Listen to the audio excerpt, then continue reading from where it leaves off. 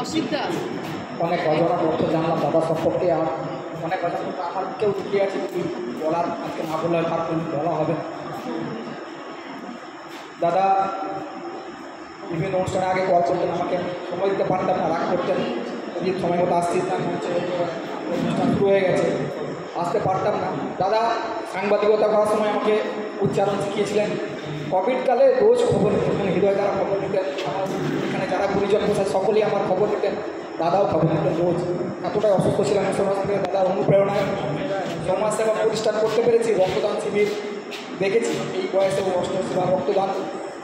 দাদা একটা অজানা, দাদা যেমন দুর্গাপুর নাটকে তৈরি করেছিলেন তার প্রিয় সংগঠন, তেমনি আরেকটি সংগঠন করেছেন বাংলা সংস্কৃতি ফলয়।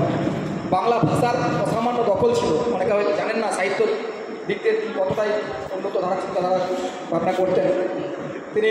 বাংলা ভাষা দিবসে যারা তখন দুর্গাপুরে সবাই অনুষ্ঠান করেন, কিন্তু তখন মহিলাটি রাজ্যের বিভিন্ন জেলায়, রাজ্যের বাইরে বাংলাদেশে বাংলা ভাষার আন্দোলনে সামিল হয়েছেন। এবং দাদা সংস্কৃত ফলয়ে রূপে আমাকে অ্যাড করেছিলেন তরুণ প্রজন্ম কাউকে আমি দুর্গাপুরে দেখতে পাই না, তুই ধরে রাখিস বাংলা সংস্কৃতি জগৎকে, তুই বাংলা ভাষা নিয়ে চর্চা করিস।